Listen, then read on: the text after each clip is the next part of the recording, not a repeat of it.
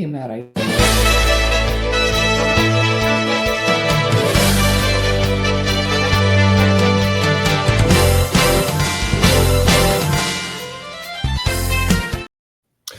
Well, folks, welcome back to Living in Harmony.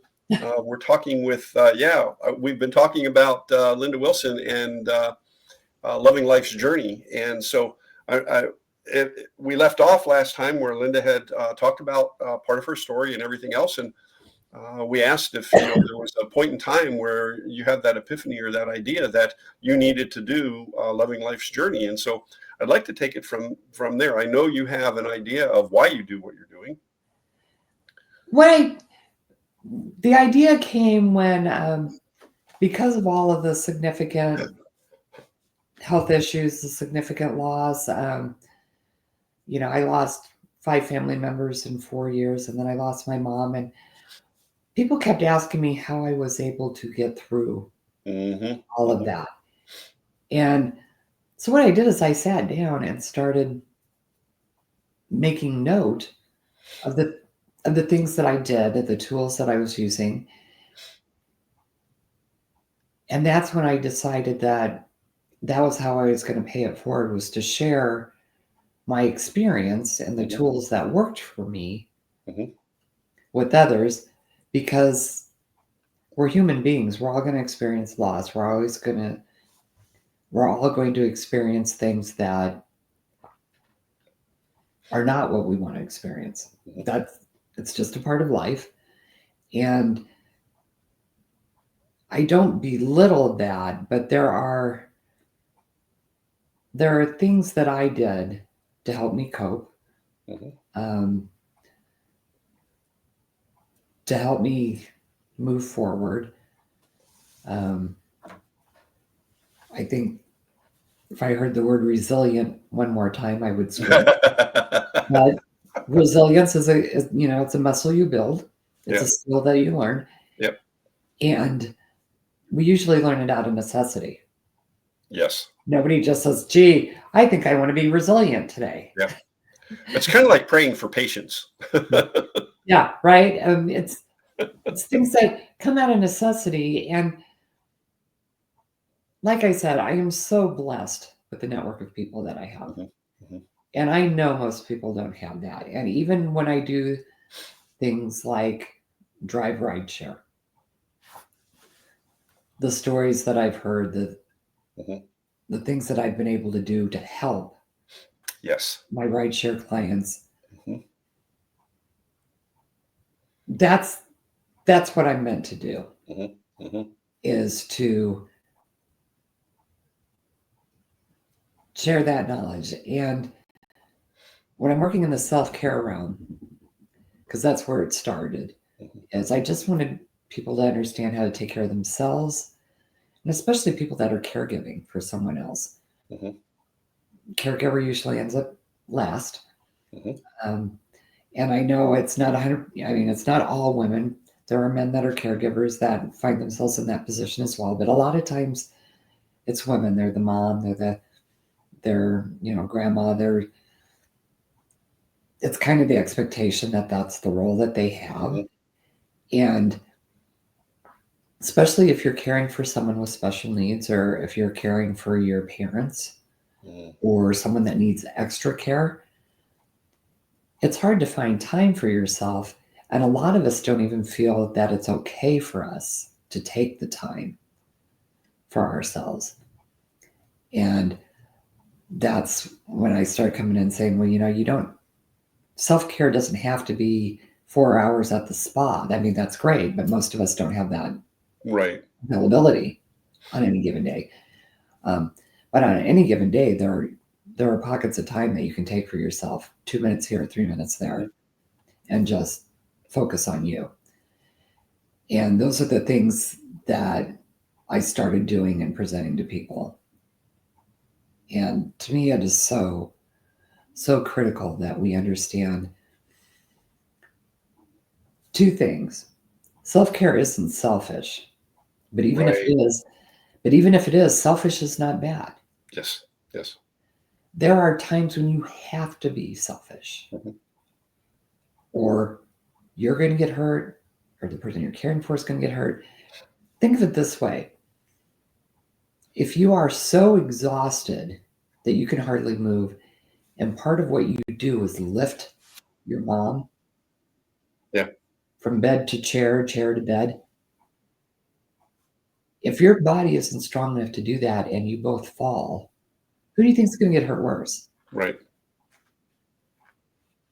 And I don't like to tell people that they have, do this so you can do that. But that's really the part that gets through.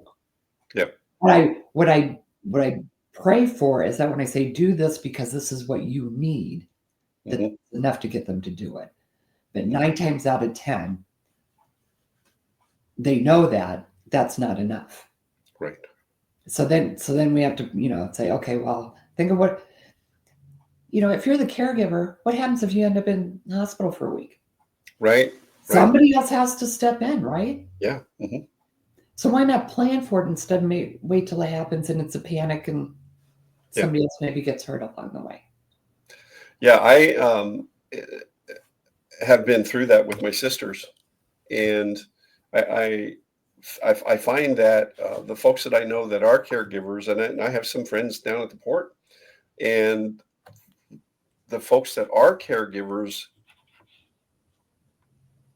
let their whole life revolve around the person they're caring for. And I know folks who have canceled trips. I know, because they're the caregiver, they have to be there 24/7. Yeah. And instead of building a team around you, it took my sister, she took care of mom and dad. It took her a long time, I think, to reach out to the other girls because they were relatively close for help. And I think that it's tough to be the caregiver and have a life. It's really hard. My sister, especially after my brother died, but even before then, she did a lot of the stuff around the house that my dad could no longer do. And Barb's not a big one to ask for help. So I'm 500 miles away. And when I'm talking to mom, everything's fine. Even when I talk to Barb, everything's fine. Nobody says anything.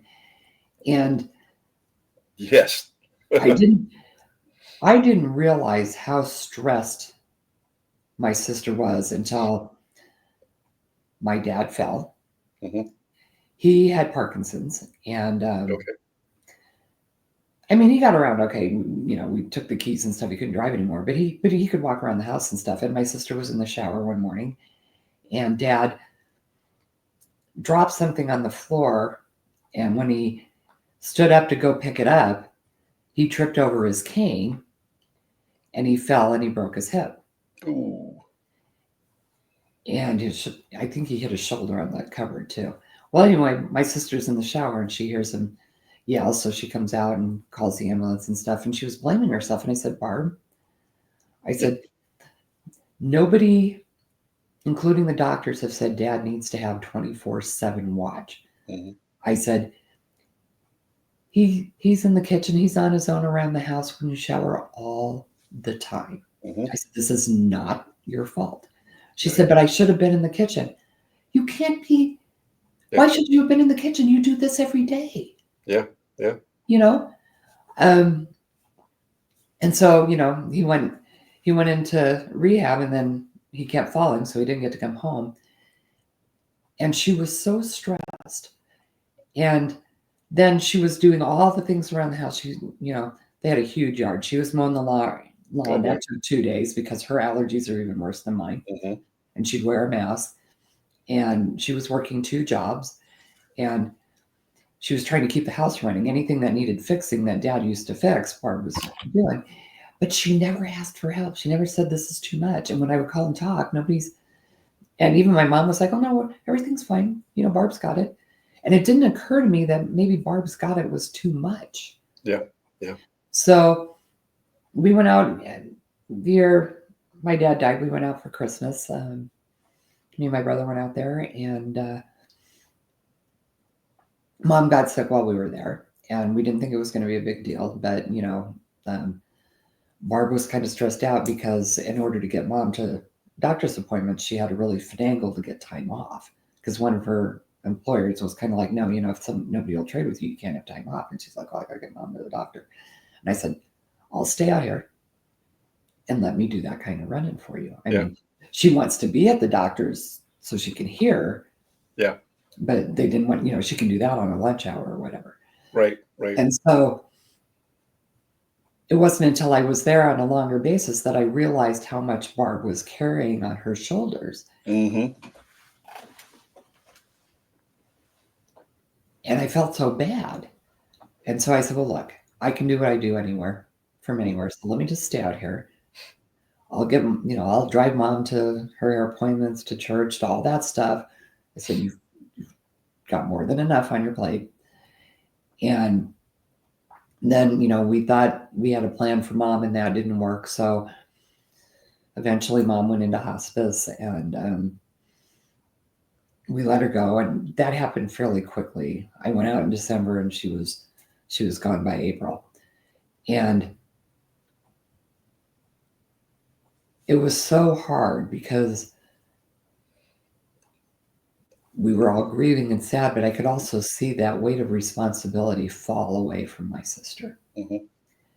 She no longer had to look after or take care of anyone else. Right. And I hadn't realized how heavy a burden she felt she had. And again, I mean,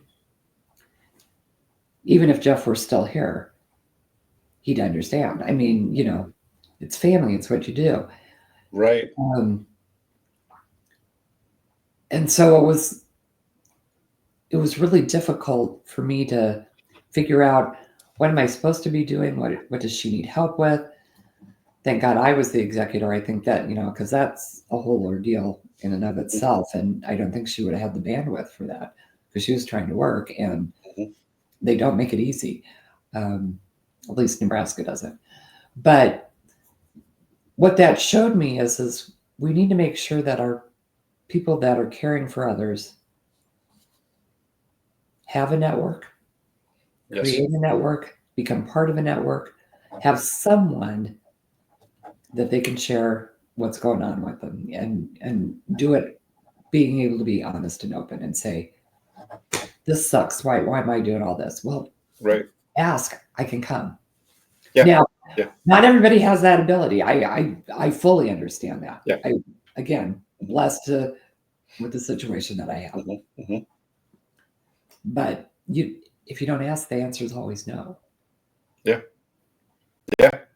And that's what people don't get. I think that, what you do, it's an aftercare. It's okay. And should be a during care, right?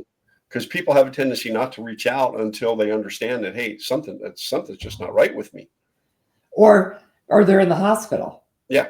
Yeah. Or, and that's usually what happens. Even when there's people to share, if you're not sharing your feelings about what's going on, that stress and strain takes a horrendous toll on your body. Mm-hmm. And you may not even realize that that's what it is. Right. And a lot of caregivers don't go to the doctor for themselves unless they absolutely have to. They put everything off. Because there's, no time, or nobody can do it the way, it's kind of like it was when I was working, why didn't you show somebody how to do that? Well, I could get it done in half the time. Yep. Yeah. And so I think a lot of, we haven't mentioned yet, but Linda's website is lovinglifesjourney.com. Right. Very new website. She just was able to get the domain. And so if you want to reach out to her and schedule time to talk, you can do that through there, or you can email us. There'll be an email link. But Linda, what are some of the things that are common threads that you see in your clients who have been caregivers and have not reached out, don't have that person to talk to? Are there some common things that family can look for? I think one of the most common things that I've seen and experienced is nobody else can do it. You know, if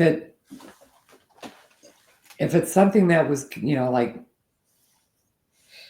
you know, this is my job to do, or mom asked, or I'm the closest, or I'm the oldest, or I'm the Right. one with the most time, whatever. It may be yours to do, but not all of it, and not all of the time. I Right. think one of the biggest lessons I've learned, and it just came back around again in the last couple of weeks, is let go and let God. As we know, force negates. And if we're pushing and forcing, trying to make what we're doing work, if it's not working smoothly, then it's not working. And it's not working if it means that you don't sleep, Right. you fall ill. One of the best examples I have is a friend of mine, her mom, I can't remember what the illness is, but she slowly lost the ability to communicate. She couldn't talk, she couldn't write. And her dad, you know, was mom's caregiver. Now, her dad used to be the, gosh, when we were kids, he was the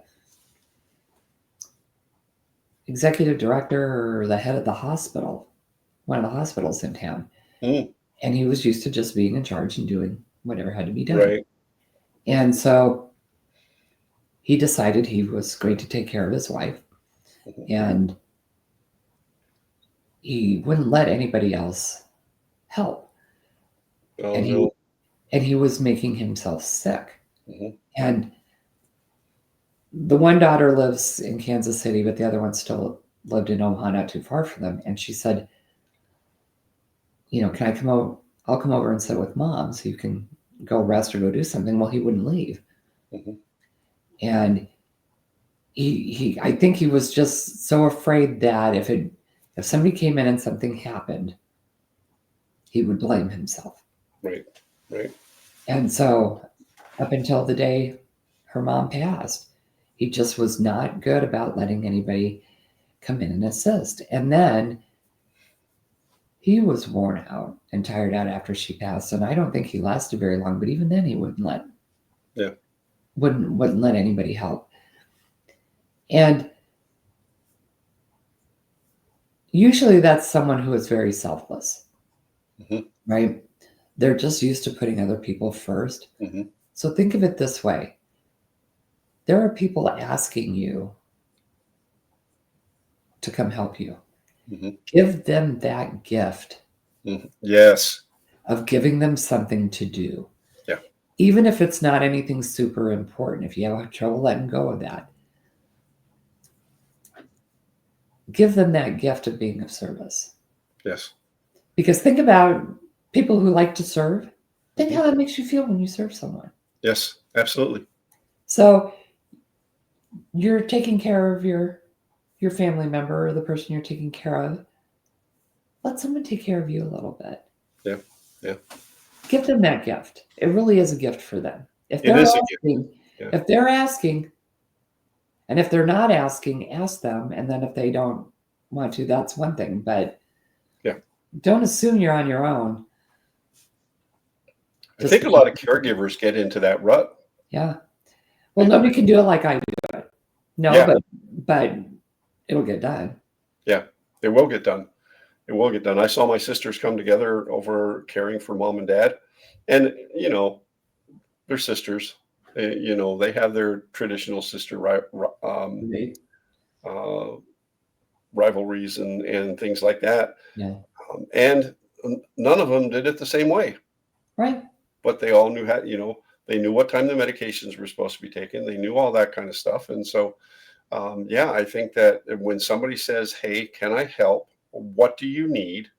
Don't be afraid to ask. And yes, there may come a time when you say, well, I'm not really up to that. Is there something else I can do? That may be the proper answer for you if you're attempting to help somebody, because there are some things that as caregivers you do, and yeah, it's going to be tough for somebody else to do. So Linda, this has been very interesting to me. I know that there's so much more in depth that you get into. And so folks, if you want to reach out to Linda, her website is lovinglifesjourney.com. And we also will have a link to our email in there. But check out Linda's website. And I think we're going to have to talk again with Linda about some of the steps that you can take to get into proper habits and conditions when it comes to your self-care. And Linda, I'd like to do that the next time we get together, if that's okay. Sounds good. All right. So this has been Sam McEwen, Linda Wilson for Balancing Act, Living Life in Harmony. Y'all live intentionally, be very, very blessed. We'll see you next week. Bye-bye. Bye.